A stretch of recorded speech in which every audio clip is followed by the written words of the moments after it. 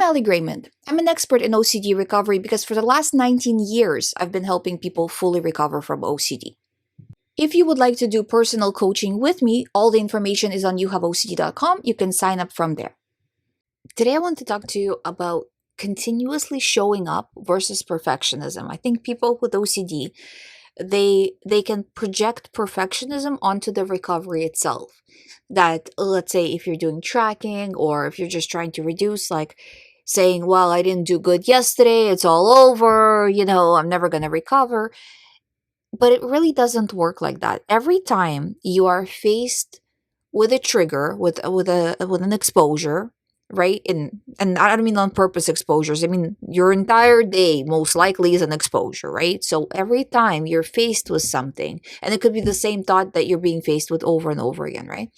So every time it's how you try to react. So even if, let's say, sometimes you didn't react correctly, you attempted to react correctly.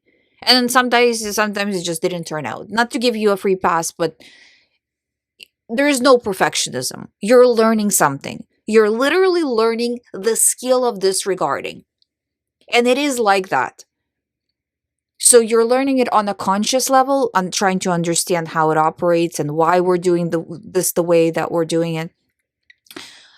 But also you're teaching your brain to do this automatically on a subconscious level. So you're training your brain from that perspective as well. So it's all very difficult, and all I want from you is to continuously show up. This is why we're doing the tracking. Is just reduce by whatever you can. All those time periods, just try to do a little bit better than the time period before. Give it that push. And then it worked out. And I can see this with clients all the time, that the further they go, the better they get at it. We can see this by the tracking. I mean, again, in the shorts, and then the videos, I have a bunch of tracking examples from clients.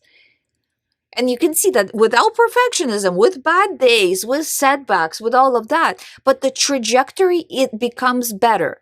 They are, in fact, ruminating a lot less. And this is how people go from level 10 anxiety, level 9 anxiety to level 2 anxiety in 30 days. Is because they're just showing up. Because some days are naturally can be more difficult. You could be more stressed. For women, it could be that time of the month, which spikes you even more. Sometimes the trigger is just too high and there was no chance that you were going to react well to it. So it's all kinds, but just keep going. You will get there. I'm not saying this to encourage you, but more so I'm telling you the reality of the situation, because I've done this for 20 years with clients. Everybody who shows up day after day with the intent to recover does recover. But if you're not tracking at all, or if you're just kind of wishy-washy about it, or if you're not making it your priority, then whatever you don't make a priority, you don't get anywhere with it. So do the work, show up, push through. I promise you will start to see results.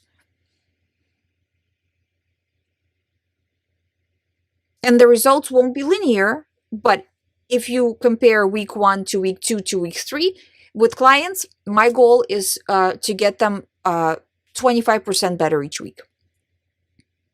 Sometimes people are slower, sometimes people are even faster. So it depends. And again, you can see examples of that. But that would be the goal, that you do 25% less behaviors this week than last week. But you can't get there if you're not even tracking, right? Or if you're not even focused on it.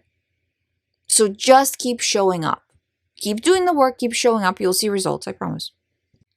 Thank you for listening. If you have not subscribed, please subscribe. If you would like to do private coaching with me, please sign up through youhaveocd.com. I'll see you tomorrow.